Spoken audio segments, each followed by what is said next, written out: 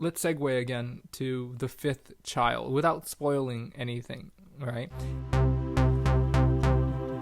Hey everybody, it's me, Kyle, and today I have a very special guest. She needs no introduction at all. Shayla. Hello, Shayla. Hi, Kyle. That was it's been a while. It's been a long time, and today I really want to discuss various things with you. How your reunion was made possible. Because watching the video was one thing, but how did it even happen, right? And then we'll also get into details about what everyone is dying to know about the fifth child. I mean, we're not going to spoil anything, but we'll talk briefly about that. And also, we'll just get to know you a little bit more because, yeah, why not? It's Yeah. yeah. Uh, so how did this happen? How did we how did we make this video? I wasn't actively looking to make a documentary at that time, but I was finishing up my master's degree, and for my thesis project, I either had to write an essay or do a documentary. So I said, well, um, and then just one day, I remember I walked out of a Japanese supermarket. I think it's in Mitsuwa, here in Orange County, and I received a message from you, and I was a little bit confused. And so, how did you know about me? How did you like? Let's take them on to this journey here. Okay, so if I can remember correctly, I saw this documentary on Netflix. It was called like Twins or something like that. It was about these two girls that were twins and they were separated at birth, and they figured out because the girl was doing a YouTube channel, and then one of her friends noticed it. She's like, "Hey, I saw you on YouTube, but the twin sister didn't know about it." She's like, "What are you talking about?" And then they met up, and that kind of gave me inspiration because I was like, "Hey, I know that I have older biological siblings." Meeting my whole family together just made it seem like more complete, I'd say. Um, and just for the girls to meet each other, I've always had Tommy with me. And I just felt like all of us reuniting as a family would just really, I don't know, spark some type of happiness between all of us. So I was like, okay, let me talk to my mom, Lori, about it, and let's see what she says. So when we were living in Trinidad, my mom had a friend that does documentaries. I was like, oh, that's so cool. And my mom's like, yeah, I'm going to the beach with her on next Saturday. I'll talk to her about it. It's like, okay, that'd be great. That's great. That's great. We'll see how that goes. She talks to her. She's like, yeah, I'll get in contact with Shayla. I talked to her. I emailed her, blah, blah, blah. She's like, hey, Shayla, what did you have in mind? I told her my whole story, blah, blah, blah. And she's like, that's a great story, but I'm busy with making my own documentary about my family. I'm like, oh, okay. Well, do you have anyone you'd recommend or anything? And she's like, you know what? If I had the time now, I totally do it. But if you want to wait a year's time, I can totally do it for you. But if not, I have someone I can recommend to you. I've seen him on YouTube. He has great videos. He's known for you reuniting people or finding people. And I was like, oh, this is great. So I did some research on you, Kyle, and I watched your videos. And I was like, oh my God, this is awesome. Let me message him. So I messaged you, and I think you're out and about. Like you said, you're out when I was talking to you about it. It's like so many emotions going on. You're busy, but you want to know about the stories. Like, text me later. I'm like, oh, okay, maybe this is we can go somewhere with this. Yeah, well, when you originally wrote me, I read it as if you were looking for your father, right? I thought you were asking me for help, so that's why I was confused. Right. Right, like you already had everything and all the information and stuff like that, and I was like thinking, why does she need me? That's what I was thinking at first, and then when we Right. started talking more and more about it, that's when it came to light. But I think the amazing thing was it happened very quickly after. Definitely. Did you expect it to happen that quickly, or what was the time No, frame timeline? I really did not expect it to be that quick. Um, we started talking for like probably 2 to 3 months, just planning and talking about all the history and everything, how I found this information, just getting all the basic information down. And I was like kind of thinking it was going to happen in a year's time because it's quite a story, and I didn't know how you plan things. If you needed a lot of time, it was going to happen quicker than it did. But I think it happened in the perfect amount of time because, summer hit, everyone had their free time, you know? I just think it all worked out so perfectly, and I wasn't expecting it to. But Yeah, yeah, no, absolutely. I was very happy, honestly, when you reached out to me because I probably needed it more than you needed it. And I needed it done within that time frame so that I could yeah, edit it. yeah, Because it took me well over a month, probably around there, 4 weeks or so to really, edit it because there was still a lot of yeah, content. Um, yeah. but I really feel like it was kind of meant to be in that sense. Because, and I hate to say it, but it's true, but I don't know what I would have done, probably an essay, if you didn't just, write me one day like that. So with your help, you really gave me like, I think I probably had one of the best projects for the thesis thing because it was, it was real, it was raw, right? It was just, Oh, for sure. I kept talking about reuniting families with my classmates and stuff like that, and they're like, yeah, and then like I just delivered, right? And no, it was, yeah, it was a great moment for all of us, I think. But again, Yeah, I totally agree. thank you for that, and actually thank you to your mom's friend. Can you give us just like a basic gist, like a quick summary of who you are? Because there might be people who, and I would be shocked because actually your video is the most popular video I've ever done. Like something um, million views. yeah, it might hit 7 million. Who knows? You never Right, it know. might. It's kind of funny because Lori, Shayla's mom, asked me like, "How many views do you think it's gonna do?" And I told her, yeah, maybe 100,000 in a year. That's what I said. I told her, yeah, if we're lucky, 100,000 in a year. Okay, so let's backtrack a little bit and tell us like, how did you get to that stage? Like, how did you get to talking to me and us making the documentary? Um, a wave of inspiration hit me. I'm very stubborn. I'm a very curious girl, and I fight for what I really want in life. And this was really something that I wanted. This is always something I dreamed of ever since I was a little girl. When I was little, for my social worker, I was given a book, and it gave me all this information about my sisters and Tommy, and like when we were born, where we were born, my parents, and everything like that. And it always was in the back of my head that I really wanted to reunite with these people. So I was like, okay, well, I really, sometimes people can just approach this in a quiet way. But for me personally, I like to voice my emotions, and especially because it's such a unique story. And a lot of people in this world are like me and my family. I wanted to inspire others too, to not be afraid, like I said in the other video, like not afraid to reach out to others and trying to fight for what you want. So I was like, okay, well, maybe I can take an approach and find someone to help me video this, because capturing moments on video or on camera or in pictures, just I feel like it locks the memories in place. I feel like people always have memories in their head and they're like, oh, I remember this time. But having on video in my generation, I find is more helpful because you can just always go back and look at the video and just relive that happiness. You're like, oh, I remember this, blah, blah, blah, right? So that's what kind of inspired me to reach out to you. And I mean, I was only a girl, a 17-year-old girl. Probably, no, actually, before I messaged you, I was 16. I was 16 with all this inspiration in my head and motivation to do this. And I was like, I'm only 16. I'm an expat in the Caribbean. I've had so much life experience. And I just feel that adding this to my life will just really spice it up in a way. I don't know. It's really helped me shape myself as a person, to see other people's views, express my family. I don't know. I feel like it really helped me as a person.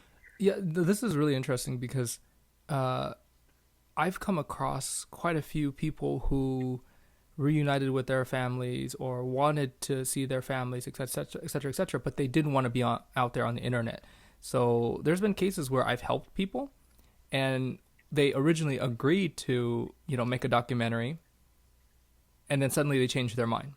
All right. Of course, I don't have them in a binding contract or anything like that, and I'm glad to help them. But I mean, they did, break the promises and stuff like that. So I think just very interesting how like the various like, you know, uh, perhaps it's because you're younger and social media doesn't scare you as much. It probably Yeah. should, but we'll get to that in a little bit. Okay, but let's backtrack all the way back. Okay, so give us a basic summary of how you got to where you are as a child, etc., etc. Well, I'm now 18. I was born in Calgary, Alberta, Canada. That's where me and my twin brother were born. We were adopted by the age of 3, but we were in foster care for the first 2 years of our life. And so when we got adopted, we stayed in Calgary and we lived here for 10 years. And so after 10 years, my dad, Dave, he worked in the oil and gas business. So he was given a contract to travel abroad. And he was like, oh, wow, I have a big family. I don't want to leave them out to go to the other side of the world. Let me take them with me. So we moved to Singapore. We lived in Singapore for probably around 3 years. It was a great experience. I was still so young, didn't know what was going on, but I feel like it really helped me understand diversity when I was young, because when you're young, you learn things more easily. And I was, as an Asian girl living in a white family, it's nice to be exposed to those different religions and ways of life. So learning how the Chinese approach things, how Vietnamese do it, how Indian, all of that stuff. And I feel like moving to Singapore was really a great experience for Tommy and I. After moving to Singapore, we moved to Vietnam for 2 years. We lived in Ho Chi Minh City. And for a Vietnamese girl, never knew anything about Vietnam. It was mind-blowing to see how different their lives are to how a Vietnamese girl's life is in Canada. Living in Vietnam helped me, like personally, it touched my heart to see how everything worked, how the food was, how the people acted, and just the language was really beautiful, I find, and just how the culture was shaped, I find. We don't get that much in Canada, and just seeing everyone collaborate as a community, as a Vietnamese community, I find that it's just so beautiful. You've never been to Mississauga before, so I mean now you have, but when you were younger, you never have. So I mean, Mississauga is basically like Vietnam. Yeah. Okay, so I want to stop you there. Let's go even a little bit further back. Okay, so you said that you grew up in a white family, right? You were adopted by a white family. Yeah. Let's talk about kind of your identity growing up here. When was the first time you noticed that you were a little bit different? Because in one of the most memorable lines of the documentary was you mentioned, hey, I look Chinese. What I said in the documentary, when I realized I kind of looked sort of Chinese, I would say I didn't understand Vietnamese, Taiwanese, Asian, Japanese, and all Asian, that. yeah. Asian, right? Yeah. I didn't understand the Asian look, right? So I was at Disneyland, and they have these little kiddie sinks, and I was at the age where you start noticing what you look like, and you kind of start obsessing of who you are as a person. And my mom took me to the bathroom. I'm there washing my hands, blah, blah, blah. I look into the mirror, and I'm like, I'm Chinese? And it was, my mom just kind of had a little chuckle. She was like, well, you're half white, half Asian. And I'm like, what does that mean? I've always grown up learning the Canadian ways of life. When I go out for dinner with my biological dad, and I get this touch of Vietnamese culture to it. And I'm like, wow, this is really interesting, because I never had this when I was a kid. So you knew you were Vietnamese, right? And the idea of going back to Vietnam, how did you feel about that? When I moved to Vietnam, I was the ages from 13 to 15. I started understanding that I was from Vietnam, and I was like, okay, I am ready to understand the culture that I am originally born from. This is my heritage. This is my ancestry. I was very excited yet nervous. I was kind of in a way where you're a young teenage girl, and you're scared of what people will think of you. And they're going to see this girl, half white, half Vietnamese. What will they think of me? So I moved there. I went to a British international school. Oh, that's why you have a British accent. That's why you have a British accent now, right? Totally, But totally. but when you looked at the people, right, like in the masses in Saigon, like did you feel like that you could relate to them? Like whenever I am in Vietnam, there's always like kind of like this feeling of like these are my people, this is my roots, right? This is where I'm Yes, from, or my ancestors are from, right? yeah, it definitely hit me like that. I felt so like automatically welcome from the country. I once I immediately got there, I just felt like this instant click with people there and the culture and the food and everything like that. My my palate, like my taste buds, just automatically adjusted to the different flavors I've never tasted before. And I was like, this is really good, even though I've never tasted it. If I was in Canada and I saw this on a menu, and I probably would like, heck no, don't give me that. But because I was in Vietnam, it made me feel okay to eat this food. It made me feel okay to dress a certain way, like it was just such a welcoming feeling because I knew deep down that I'm from Vietnam. I felt like this is where I belong.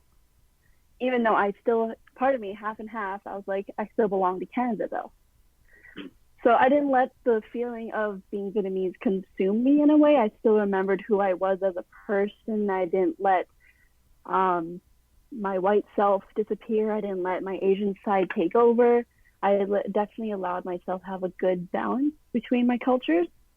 After living in Vietnam, we moved back to Singapore for 1 year. My dad Oh, was on a contract. We moved back for a year, but we thought we were going to be there for longer, just like the previous years.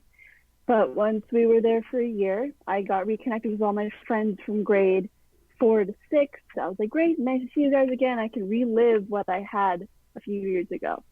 And when grade 9 ended, my dad got another contract and it's like, hey, we're going to move to the Caribbean. I'm like, what? We're in the Caribbean. Trinidad. I'm like, what is Trinidad? Come on, first, I don't know what Singapore is. I get surprised with Vietnam and now Trinidad. And I was like, oh my goodness, this is a great experience. I've lived in 4 different countries already. let's talk about Trinidad because we actually have quite a few viewers from Trinidad. I see it all the time in the comments, and let's talk about life in Trinidad, right? I mean, I'm sure it's the exact opposite Singapore. Definitely, definitely. I've never heard of Trinidad. Like I said, I didn't know what the country was like. I didn't know anyone from Trinidad. I was like, what is this? I wouldn't say Trinidad is as diverse as Singapore, how they have all of those cultures mixed into one. They have the Spanish and they have the Trinidadians. They all kind of mix together because of Venezuela. So when I got there, I was like, wow, this is a beautiful country, even though it's not what I was expecting whatsoever. And right when I moved there, I had to start school the next day. Wow. I was the next day. I landed at around 11 p.m. Trinidad time, and I had to start school at 7:30 in the morning.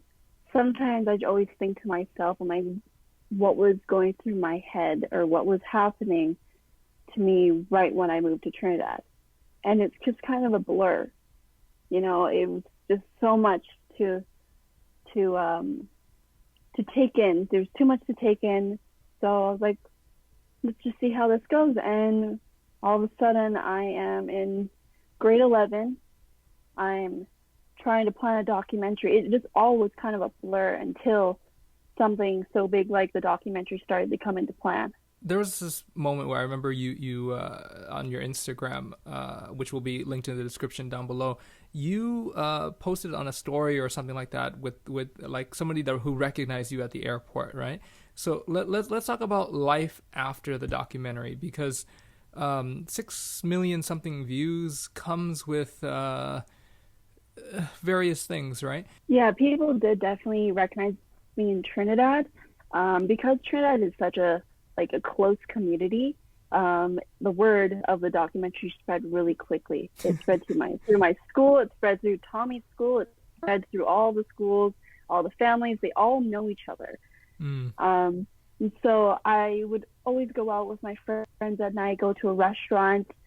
We'd be on the patio, just enjoying our time listening to music. And one time, me and Tommy were out, and there was this man. He came out to us. He's like, "Hey, I recognize you." I'm like, oh, you do?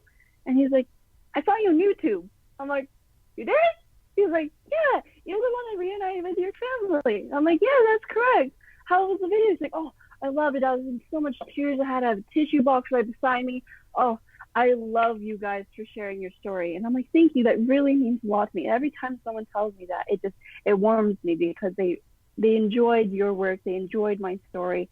You know, it brought them to an emotional state. What I wanted people to understand the emotion side of adoption and reuniting with your family.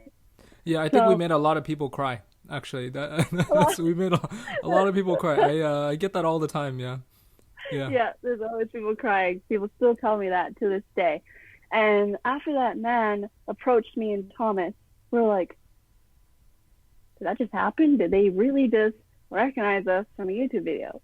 And we're like, okay, that's so cool. We get home, we tell our mom, like, hey mom, this guy recognized us. We go out again.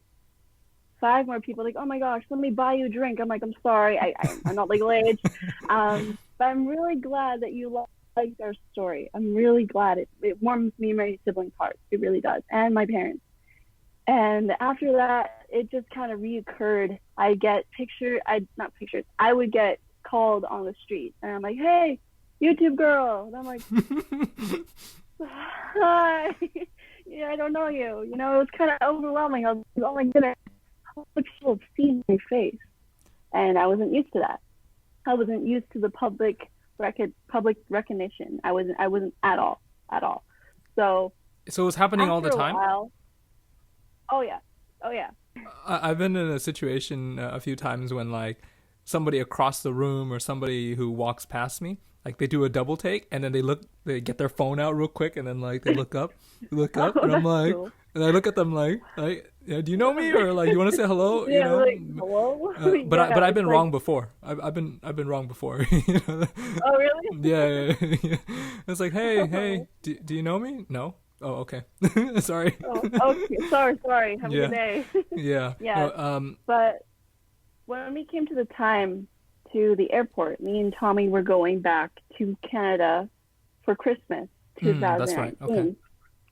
And me and Tommy were flying alone because my mom was already there.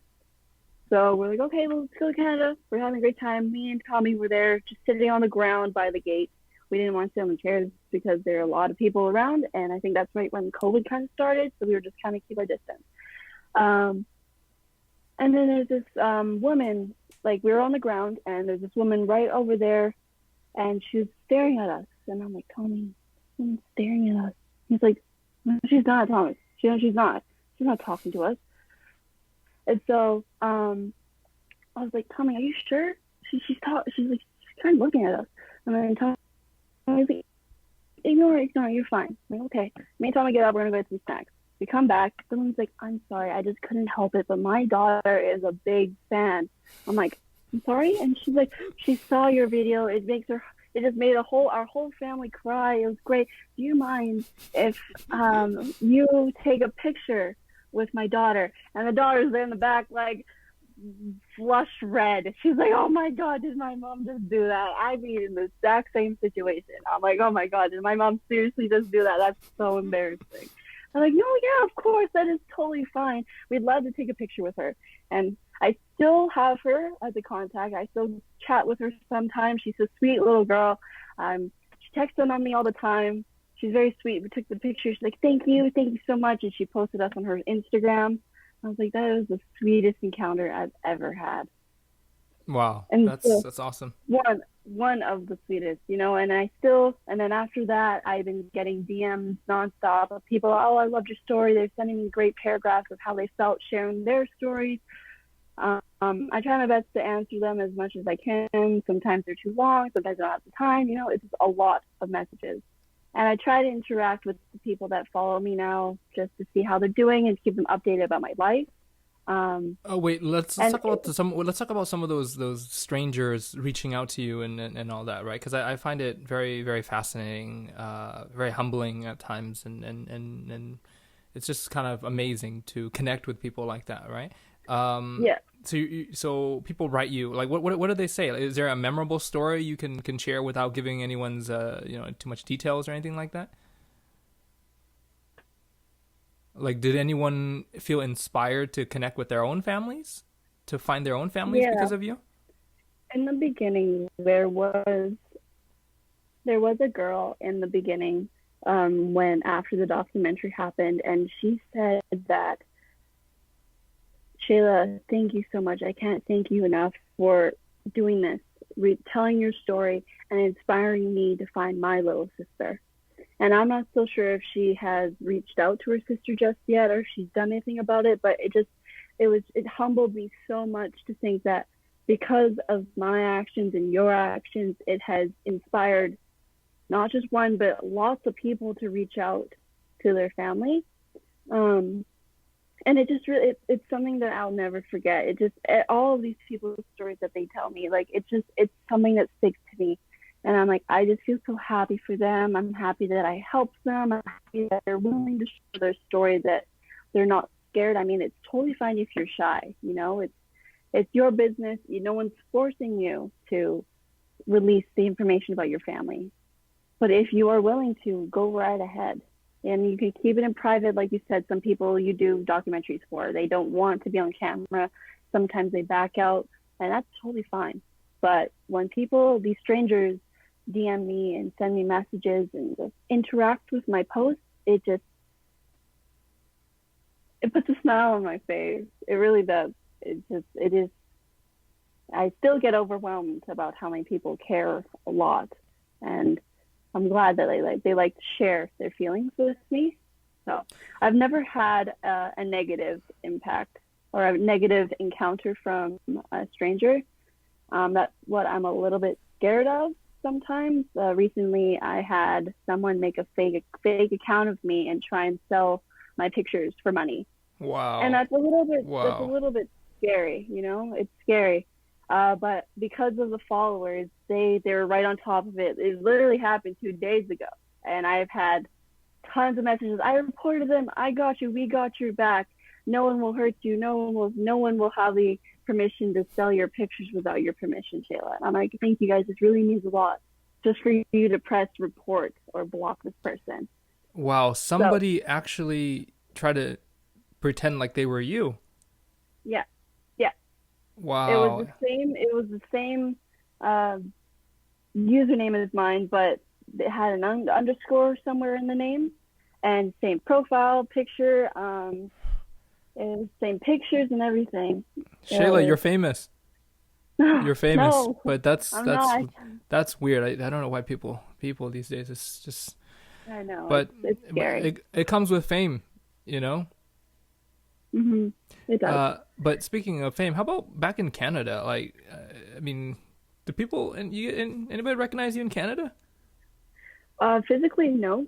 But I've had a few people DM me from some cities, some people around different towns, different provinces. Say, hey, I realized from your story you've moved back to Canada. And I'm like, well, we'd love to meet up sometime or just make a video or something like that. I was like, well, that's really awesome. Thank you. But I don't have the courage to do it just yet. I'm still trying to find the bearings and the reins of all this stuff. So once I find more confidence in myself to get in front of a camera by myself and do all these things, I think I will definitely be able to grow, and people will definitely be able to um, see our story in a way. Well, it's a little bit awkward. I mean, even for me, I find it quite awkward to vlog, especially Me in too. public, like in a place Yeah, where people understand what you're saying. Like, I have yeah, less kind of like self-awareness when I'm in a country where people don't understand me, right? So they can just look and be like, "Oh, it's just another tourist," you know? yeah, But yeah, like, here it's like people actually understand what I'm saying, right? And I constantly feel like, oh, they're judging me. And I know for somebody yeah, who's made so many videos, I still feel that same way. So I understand how you feel. But it just takes practice, right? The more you do it, the more definitely, you shove the camera to your face, the more you get used to it, But I think, definitely, yeah. and so I think, in case for those of you who don't know, Shayla actually made her own YouTube channel, and that will be also in the description as well. We're just plugging, Shayla's social media today. Do you sell T-shirts or anything like that? We can plug that too. Okay. I don't have Um, any merch. so so Shayla made a few videos, and please go over there and subscribe to her, and give her some words of encouragement so she can make more, because I'm pretty sure you all are very curious about what she's doing and that kind of stuff, because I saw that you did a Christmas vlog one, but December only has 2 days, I think, right? Yeah. It's tough. No, trust me, it's harder than people think, right? When you watch vloggers, it seems so easy, right? It seems like they're just Yeah. going around having fun, but then when you go home, you got to edit it. Oh yeah. That's the It's struggle. not the it's not the editing part that's hard for me. It's the finding things to do. That you feel that people would find interesting to watch. Because of COVID, you're in a sort of a lockdown in a way, different from America, but in my province, we're stuck home. So it's not so much like, here, let me put the camera on and let you see me walk around my couch. Let me put my camera down and let me show you me what make ramen. It's like, will you I, find that interesting? I think, well, some people might, but I think what it is, Shayla, is that you just need to figure out, and we've talked about this many times, but maybe this will Yeah, inspire other people. But you just got to find something that you're passionate about, or something that you for can sure. teach others. So even if it's Sure. Yeah, walking around your couch, as long as you have a passion for that, it'll show. And but I think the biggest thing for you is you have to find something that you're an expert of, right? Your expertise plus passion plus entertainment, and there you go. That's a secret, but it's hard. It's hard. So I'm yeah, sure many yeah. people listening right now will completely relate. They want to start a YouTube channel. I get messages all the time from people who say, "Hey, what's some advice that you have for me to start a YouTube channel?" And I always tell them, well, make sure you have a day job, first and foremost, and secondly, what can you teach others? And that's it. Right, right. Unless you want to start doing pranks, so if you guys want to start seeing Shayla do pranks in the grocery stores and stuff like that, Walmart prank in the aisles and stuff like that, comment down Oh my below. goodness. Um, but no, I'm happy you're continuing the social media thing, but it can be tough. I can totally get it. So Oh, for sure. everyone send some support towards Shayla, because we'll definitely see more of her, because um let's segue again to the fifth child without spoiling anything. They have been in contact with each other, and as soon as the COVID thing is over and when I'm legally able to come back to Canada, I can't wait to make that reunion documentary. So yeah, I would love to do that. I I can't think the wait. whole family. I think the whole family is really excited to move forward with that documentary just in due time. Lots of planning will have to go into the documentary, but soon enough. Let's discuss about your life now. So when the coronavirus kind of started getting more intense around the world, March 11th was the day that the World Health Organization declared the world as a pandemic, right? My mom, Lori said, "Okay, we're getting on a plane. We're going to Canada." What? We're leaving? I'm emotional. I'm not thinking. I don't want to leave Trinidad. I love this place. I can't leave my friends. It worked out for the better. Literally 3 days after I left, school shut down. Everyone was sent home. You can't go to school. You can't go outside. Blah blah blah. And I'm glad we came to Canada, because we came to Canada. I was in BC from until March until the end of October. After living in BC with my parents for a while, I reached the point where I want some independence. So I moved out. I got an apartment with a roommate, and I live in Calgary now. I got a job. I started to focus on myself a bit more, achieve my goals. Work towards my goals. And of course, a lockdown struck us again, and I was laid off, and now I'm home. So I'm just kind of trying to get used to this Calgary life. I haven't been here since I was young, right? I haven't been here since I was 9, so it's probably half my life has been abroad. Half my life was here when I was a kid. I've been to Calgary, actually. Calgary is the place where I think I experienced falling snow for the first time a few years ago. Yeah, I know. Oh wow. Yeah, I remember I was eating at this sushi place somewhere. So Hong, your biological father also lives in Calgary, and I saw that you had some opportunities to reconnect with him and see him and all that. How has he been, and what's his life like? He's been great. I've seen him probably 2 or 3 times. Um, he has a new wife. He's very happy. He's very content with his life right now. He's comfortable. I'm glad I'm back here so I can see him more often and make that more of a connection with him after reuniting in the documentary. Um, he literally just lives 10 minutes away from me, right? So it's easy for us to get to each other and communicate. And I think it's really helped us grow our relationship between father and daughter. I really appreciate it. And because I'm staying in Calgary for a while, and I think he's going to be staying for a while too, I think it works out for the better.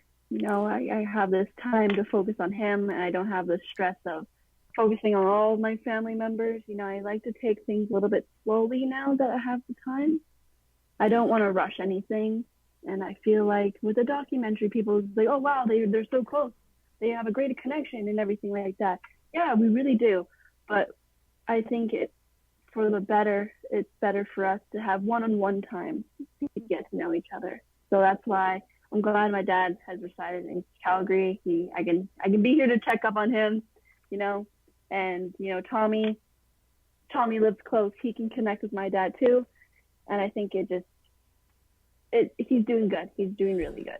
How is it hanging out with him in real life compared to hanging out with him on camera? Not different whatsoever, I find. He's still his wise, jumpy, cheery self. He really is himself. He's no different from what he showed off camera. And I find that very special about him. He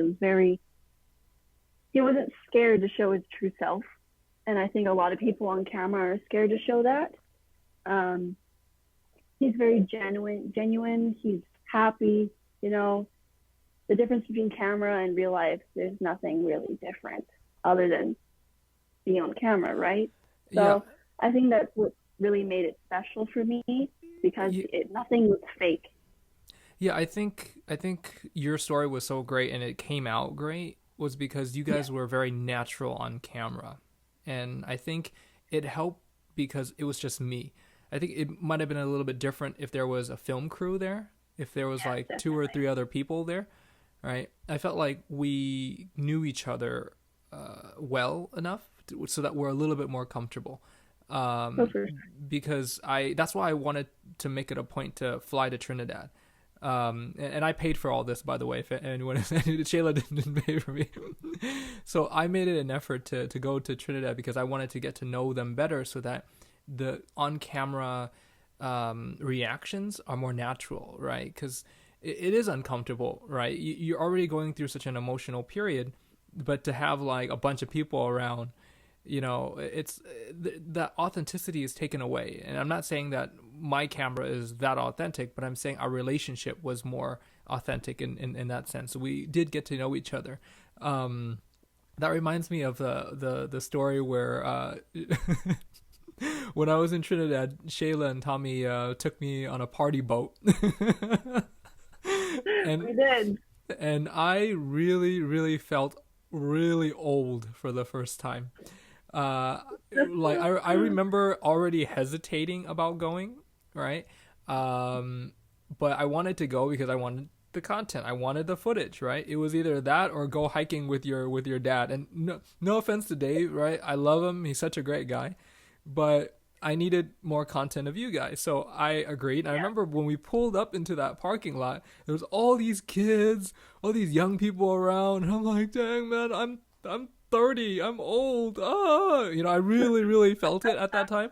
And then it even felt worse when I was on the boat, right? Because I never did these things when I was growing up, party boats and dancing and all this stuff, right? And Yeah. I just felt so out of place, and I barely filmed anything. I mean, if you watch the beginning of it, there are some clips of people on boats and the sun setting And and stuff like like that. That's it. That was it. Yeah, it's like 10 seconds worth of clips for like that 5 hours that we were on that boat, right? Yeah. But Yeah. and then a lot of people thought that I was the photographer. So like random people would come up to me and be like, "Hey, hey," they pose. I'd be like, "Okay, I'm not snapping anything, I'm not taking anything." I'm like, "Okay, I guess I'm the photographer," and Yeah. it was a little bit awkward because like I had to keep the camera on you guys.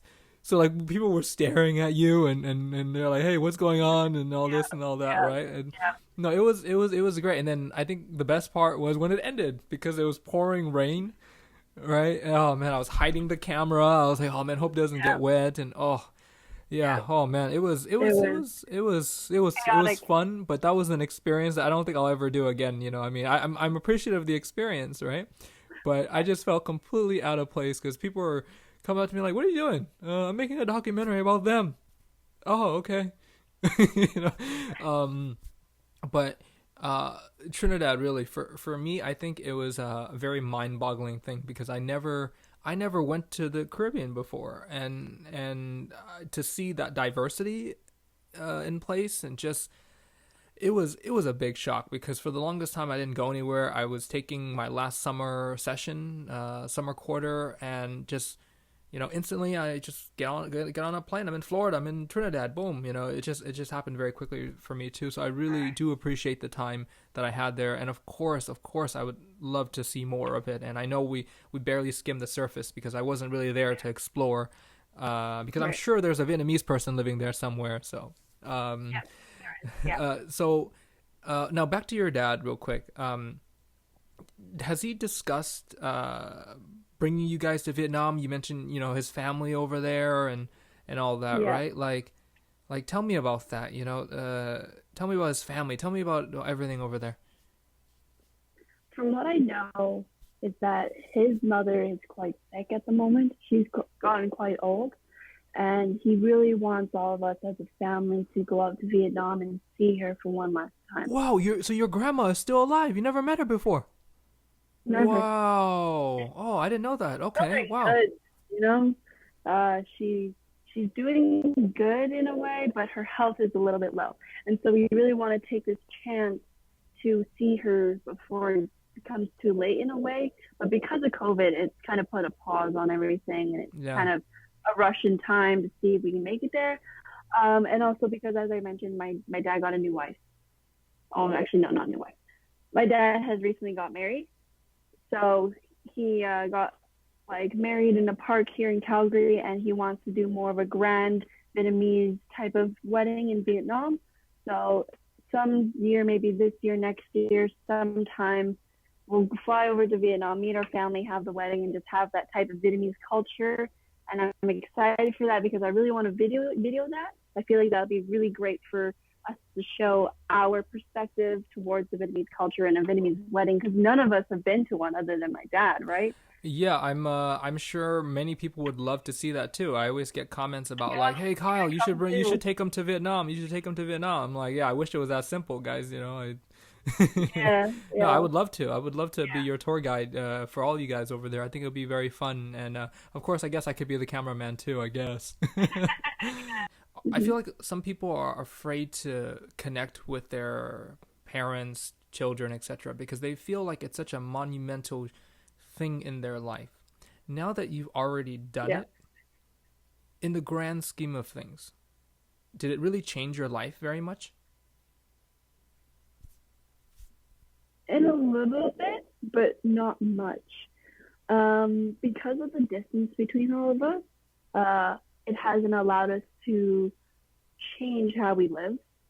It added another person to talk to, another relationship to consider, another close family member to talk to. Um, if we all lived closer, I find it would have definitely changed dramatically. We definitely would have to spend more time with each other at each other's houses. We go out more, you know. But because of the distance, it hasn't changed much. But it has allowed me to grow as a person, that's for sure. But physically, nothing has really changed.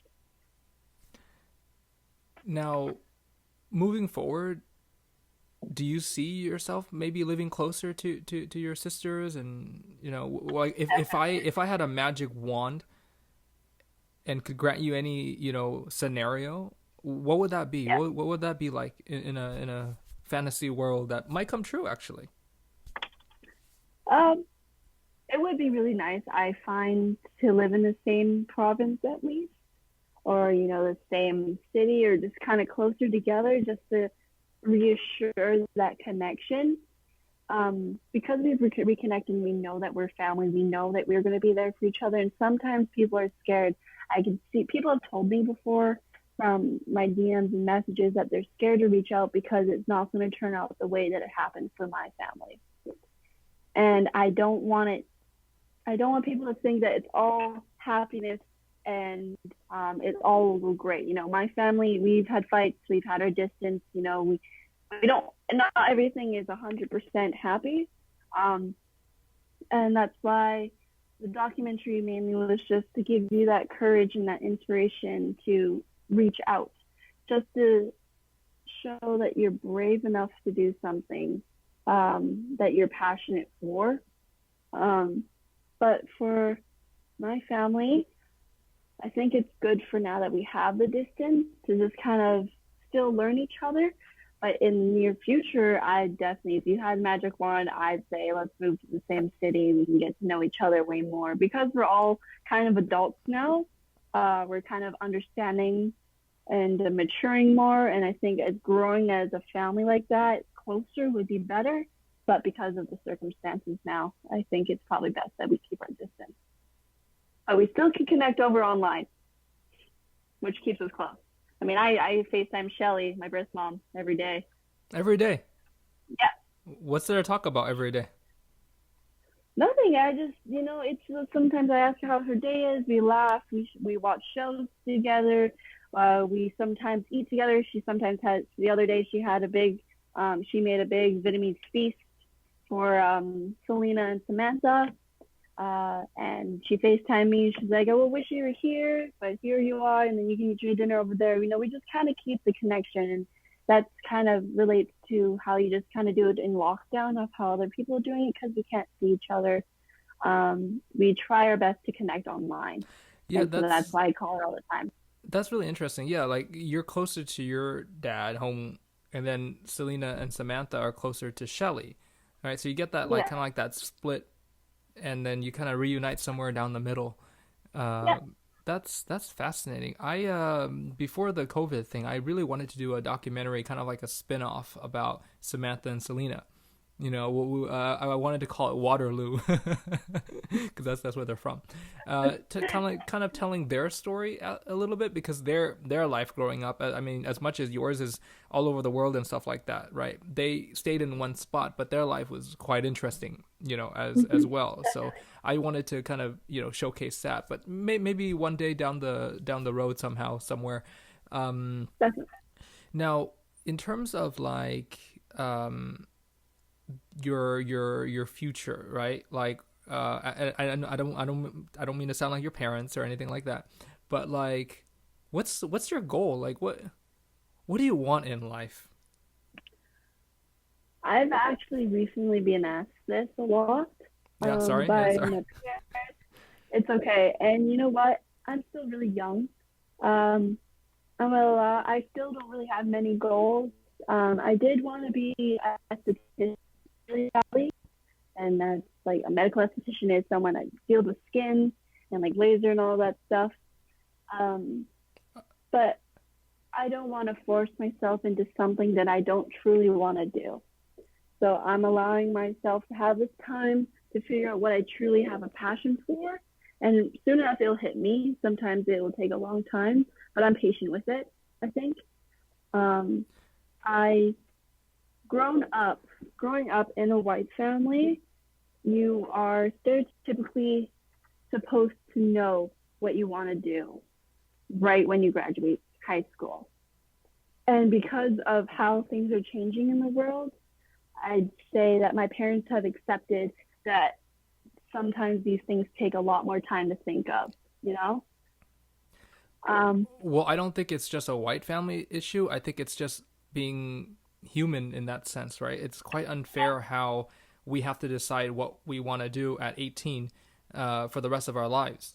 And Definitely. sometimes people get bored of various things and of the decisions they made when they were a teenager. So I can completely understand about passion. I mean, even I'm still struggling with that now, and I better figure it out soon.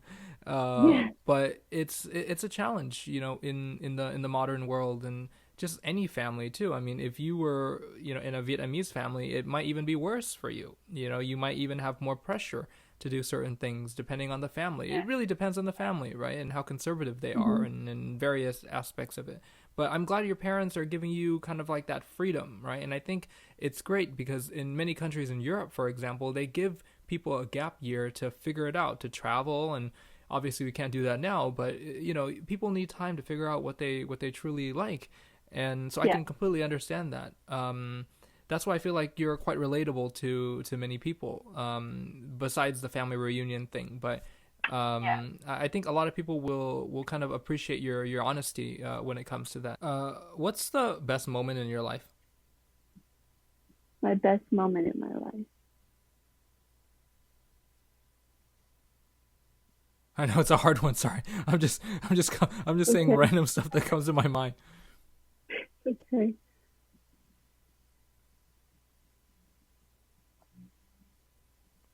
Probably being adopted and also reuniting with my family. Honestly, I'm not trying to make it like, that's honestly like genuinely my best moment in my life, I find. I've had great moments in my life, I don't get me wrong, but the best moment for me personally as a person, I find that those two are probably the best moments. When I was adopted, it opened me to a whole new type of life. And reuniting with my family, it's like, I don't know, it sparked something in me. It just made me realize who I am as a person, and it just opened up a lot of emotions and love towards other people, I find, and I just feel like it'll be a moment that I'll never ever forget about. So I think those are probably the two best moments in my life. That's quite fair. Um, Yeah. is there wow? Is there anything you'd like to say to people? You know, to anyone out there or anything like that, to your fans? Well, Um, besides stop making fake accounts of me. Uh, is there anything else? let's see.